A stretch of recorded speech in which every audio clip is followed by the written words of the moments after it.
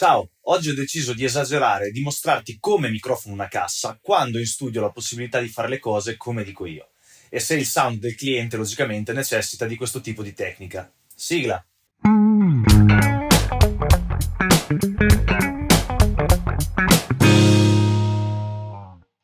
Allora, oggi andiamo a scoprire delle tecniche di microfonazione che consiglio se hai la disponibilità di microfoni e di canali. Nei video precedenti abbiamo usato un dinamico, la KG-D112, che è veramente un classico su cassa della batteria, e su timpani o ampi da basso. Poi abbiamo visto il Neumann TLM-103, ma come dicevo va benissimo qualsiasi tipo di microfono a diaframma largo che hai a disposizione. Ti ho anche mostrato il mio Subkick Homemade che abbiamo messo sulla pelle risonante. Oggi introduciamo quindi un nuovo microfono e arriviamo a quota 4. Prima voglio aprire una piccola parentesi per sottolineare una cosa che non ho specificato nei video precedenti. Allora, l'audio che hai sentito finora è sempre stato non trattato in alcun modo, quindi non è né equalizzato né compresso, e i volumi delle tracce dei microfoni sono lasciati uguali, identici, erano tutte settate a 0. Quello che ovviamente dovrebbe essere scontato è che non siamo obbligati a tenere il volume di ogni microfono uguale all'altro, anzi spingiamoci a sperimentare e testiamo le combinazioni che ci possono piacere di più o che ci possono servire a seconda del genere o a seconda del lavoro che stiamo facendo. Per esempio, se in un brano la cassa richiede più punta, io tenderò a tenere il microfono interno della cassa più alto rispetto agli altri. Una cosa su cui ti voglio portare ad avere attenzione poi è la fase. Utilizzando più microfoni è logico che ognuno di essi capterà il suono in maniera differente, ma più che in maniera differente, in un momento differente del suo ciclo dell'onda. Potrebbe essere che i nostri microfoni e i suoni captati tra di loro abbiano un comportamento distruttivo. Dunque, senza aprire una parentesi enorme al riguardo della fase, ti invito a controllare perlomeno con il tasto dell'inversione di fase che hai dentro la tua DAW o nel tuo preamplificatore o nel tuo mixer se tu passi da un mixer per amplificare i tuoi microfoni, controlla con questo tasto se i microfoni sono abbastanza allineati o se il suono risultante subisce delle cancellazioni. Ecco, ora che abbiamo fatto questa premessa necessaria, andiamo alla pratica. Il microfono che aggiungiamo oggi è un PZM, ossia un microfono a zona di pressione. Questa tipologia di microfoni è un microfono a condensatore che non nasce propriamente per l'utilizzo all'interno di una gran cassa, cioè famoso per l'utilizzo nei teatri, per l'utilizzo sui pianoforti, però poi è diventato un must anche all'interno della nostra gran cassa. Essendo un microfono a condensatore richiederà l'alimentazione, quindi ricordatevi di accendere la Phantom o la 48 volt. Ecco, questo è il mio economicissimo Super Lux, è un microfono che costa all'incirca 40 euro, vi lascerò il link in descrizione e secondo me equalizzandolo un pelino fa alla grande il suo dovere. I più famosi PZM, chiamati anche piastrine per la cassa della batteria, sono lo Shure Beta 91 e il Sennheiser E901. Comunque, qualunque sia il microfono PZM che andrai ad utilizzare, solitamente lo si posiziona all'interno della cassa, su un cuscino o proprio sul legno, e lo si aggiunge agli altri microfoni. Perché lo si aggiunge agli altri microfoni? Perché sennò il suono rischia di rimanere un po' magro, un po' poco profondo, diciamo. Ora ti faccio sentire il suono di questo microfono da solo. Eccolo qua.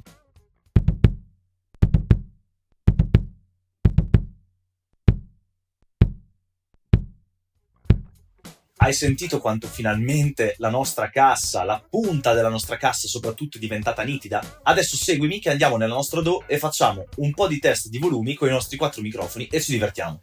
Allora, eccoci dentro Studio One nella nostra sessione di registrazione. Qui abbiamo le nostre 4 tracce dei microfoni della cassa, HG di 112 dentro, Neumann fuori sulla pelle risonante, Subkick fuori sulla pelle risonante e Superlux dentro. Mi sposto il Superlux sopra, così abbiamo prima i microfoni dentro e poi i microfoni fuori. Allora andiamo a controllare le nostre forme d'onda perché, come vi dicevo prima, abbiamo le forme d'onda molto simili dei microfoni all'interno e molto in fase, vedete, sono quasi identiche, mentre la forma d'onda del Neumann è un po' più diversa, ma più che quello è un po' in ritardo logicamente perché è più lontana dal battente, ed è più lontana dal battente anche quella del Subkick, che notiamo essere completamente ribaltata, quindi essere di 180 gradi fuori fase, completamente fuori fase. Vi faccio sentire Neumann e Subkick insieme.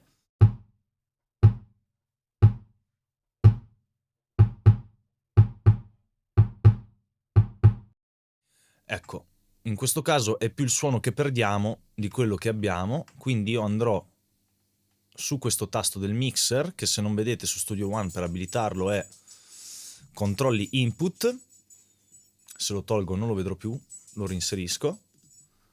Andrò a girare di fase la traccia del subkick. Ascoltiamo.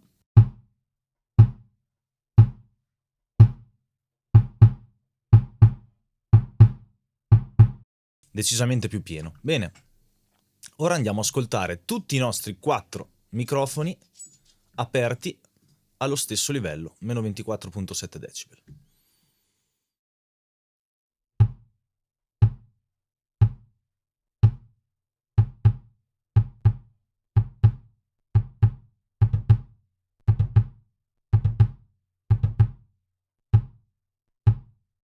Sento un suono bello rotondo e nello stesso tempo finalmente ho tutta questa punta che mi piace. Allora, proviamo per dire a bilanciarlo in maniera differente. Vorrei avere molta più punta, sentiamo il Superlux da solo.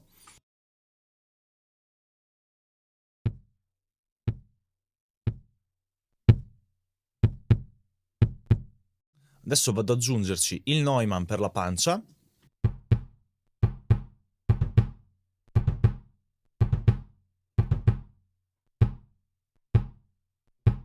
Un po' di subkick.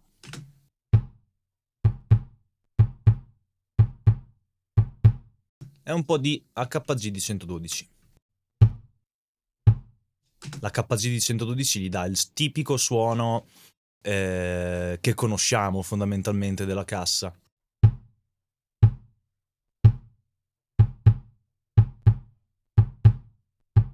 Ecco, riesco proprio a percepire il movimento d'aria in questa maniera. Con questi 4 microfoni siamo riusciti a catturare proprio l'aria che si muove. E sentiamo cosa succede se li metto tutti in fase. Quindi prendo il microfono che arriva per primo, su cui arriva per primo il colpo, in questo caso la KG D112, ho tolto lo snap in modo di muovermi libero sulla griglia, ingrandisco, vedo dove l'attacco, ci porto sull'attacco anche il nostro Superlux, ci portiamo anche il Neumann, eccolo qui, e ci portiamo anche il subkick. Sentiamo cosa succede.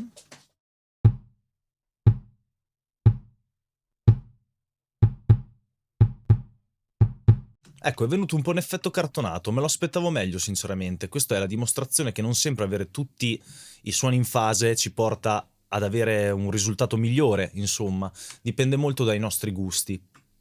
Cioè non c'è mai una regola nell'audio per cui una cosa è sbagliata e una cosa è giusta. Logicamente, essermi tenuto questo controfase, sentiamo cosa succede. Prima lo lascio in fase. Ora lo porto controfase.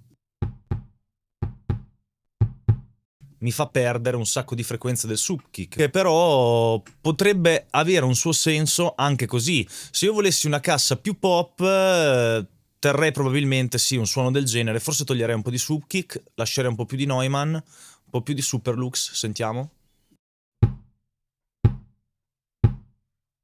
Esatto. Se volessi una cassa rock, io punterei ad avere bene il D112, scendo col Superlux, alzo il D112, lascio il Neumann, sentiamo cosa succede, ho tolto praticamente il subkick. È un suono decisamente in faccia, decisamente in faccia. Proviamo a alzarci un pelo il Superlux.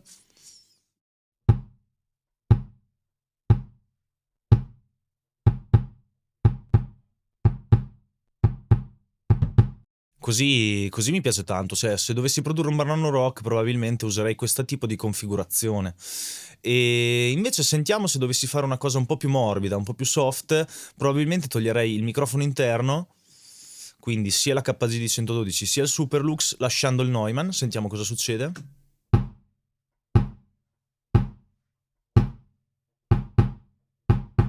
Ho molta più room, molta più aria e meno battente. Sentiamo solamente il suono del subkick.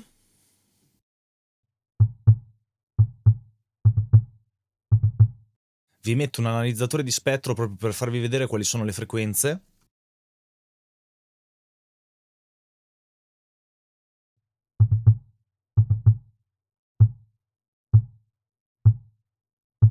Cioè, praticamente Subkick è andato a riprendere fondamentalmente solo la fondamentale del nostro suono. E un'altra cosa che volevo dire è che se volessi un suono più profondo potrei andare a intonare in maniera differente il sub kick. Sentiamo.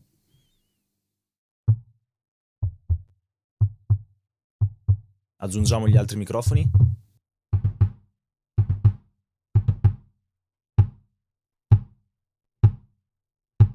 Bellissimo, cioè è proprio un calcio, è proprio un kick. Perfetto. Ok, fammi sapere nei commenti cosa ne pensi dell'episodio di oggi e ti invito ad iscriverti al canale se vuoi altri contenuti simili. Ci vediamo al prossimo video. Ciao!